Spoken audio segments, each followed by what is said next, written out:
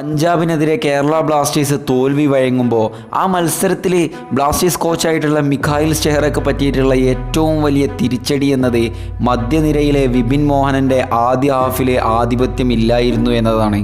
Second ഹാഫിലേക്ക് മത്സരം കടന്നു വരുന്നു, വിപിൻ മോഹനെ കളിക്കളത്തിലേക്ക് കൊണ്ടുവരുന്നു. പിന്നീട് എന്താണ് ബ്ലാസ്റ്റേഴ്സിൻ്റെ മധ്യനിര എന്നത് കാണിച്ചു കൊടുക്കുന്ന ഒരു ദൃശ്യമാണ് ആരാധകരൊക്കെ കണ്ടത്. സത്യം പറഞ്ഞാൽ വിപിൻ മോഹൻ എന്ന് പറയുന്നത് ബ്ലാസ്റ്റേഴ്സിൻ്റെ എഞ്ചിനാണ്. ഒരിക്കൽ അഡ്രിയാൻ ലൂണക്കും ജീക്സൺ സിംഗിനും പരിക്ക് പറ്റി കഴിഞ്ഞ സീസണിൽ പുറത്തിരിക്കേണ്ടി വന്നപ്പോൾ വിപിനായിരുന്നു ആ ഒരു മധ്യനിര പിടിച്ചു നിർത്തിയത്. വിപിനെപ്പറ്റി നമ്മൾ സംസാരിക്കുമ്പോൾ ഇവാൻ വുക്കമനോവിച്ച് എന്ന് പറയുന്ന നമ്മുടെ ആശാനെ ഒരിക്കലും മറക്കാനായിട്ട് കഴിയൂല. കാരണം അദ്ദേഹമാണ് വിപിൻ മോഹന് ഇത്രയും തോന്നെ ചാൻസുകൾ കൊടുക്കാനായിട്ട് തുടങ്ങിയത്.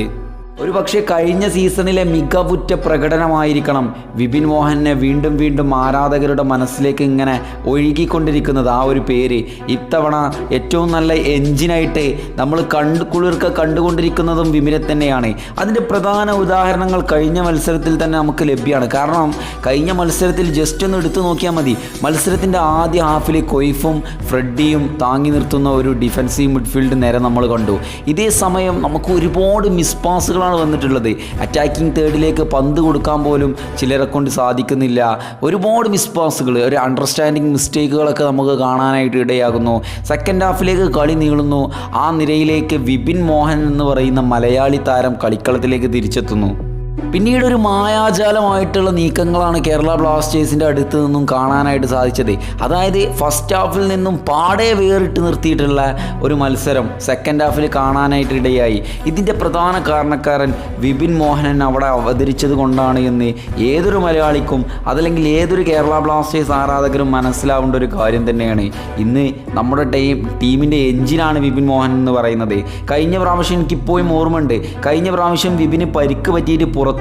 അതായത് ടീമിൽ നിന്ന് പുറത്തുപോയി പിന്നീട് പരിക്ക് കഴിഞ്ഞ് വന്നതിന് ശേഷം അതേ പ്രകടനം, അതായത് എങ്ങനെയാണോ പുറത്തു പോയത് അതേ പ്രകടനവുമായിട്ട് തിരിച്ചു വന്നിട്ടുള്ള ഒരു കളിക്കാരനാണ് വിപിൻ മോഹൻ എന്ന് പറയുന്നത്. കിട്ടിയ അവസരങ്ങൾ എങ്ങനെ മുതലാക്കാം, തൻ്റെ ടീമിന് വേണ്ടി മെയ്യും മനവും മറന്ന് കളിക്കാം എന്നൊക്കെ എടുത്ത് പറഞ്ഞു തന്നുകൊണ്ടിരിക്കുന്ന ഒരു കളിക്കാരനാണ് വിപിൻ മോഹനൻ. നിങ്ങളെന്നെ ജസ്റ്റ് ഒന്ന് നോക്കുക, എന്തൊരു രസമാണ് വിപിൻ്റെ കളി കാണാൻ. ഭയങ്കര ശ്രദ്ധയായിരിക്കും വിപിന് കളിക്കുമ്പോൾ, നല്ല കോൺഫിഡൻസ് ആയിരിക്കും. ആ കാലുകളിൽ പന്തൊന്ന് ടച്ച് ചെയ്യുമ്പോഴുള്ള ആ ഒരു പ്രൊഫഷണൽ ടച്ചിങ് ഒന്ന് നോക്കുക. വേൾഡ് ക്ലാസ് പാസ്സാണ് വിപിൻ്റെ അടുത്തുനിന്നും വരലേ. ഇപ്പം നമുക്കറിയാം ലോക ഫുട്ബോളിൽ ഒരുപാട് വലിയ വലിയ മിഡ്ഫീൽഡേഴ്സ് ഉണ്ട്.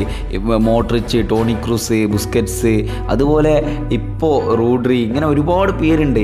ഇതിലൊക്കെ നമ്മളെ എന്താ പറയുക, വിപിൻ മോഹനെ കണ്ടു കഴിഞ്ഞാൽ ഇങ്ങനെ ഒരു വേൾഡ് ക്ലാസ് ടച്ചുള്ള പോലെ നമുക്ക് തോന്നും. ആണെന്ന് കരുതരുത്, പക്ഷേ നമുക്ക് തോന്നൽ അങ്ങനത്തെ ഓരോ കാര്യങ്ങളാണ്. കാരണം പുള്ളി വന്നു കഴിഞ്ഞാൽ കളി മാറുന്നുണ്ട്. അതായത് ഒരു ടീമിൻ്റെ മത്സരം തന്നെ മാറുന്നുണ്ട്, മധ്യനിര തന്നെ മാറി വരുന്നുണ്ട്.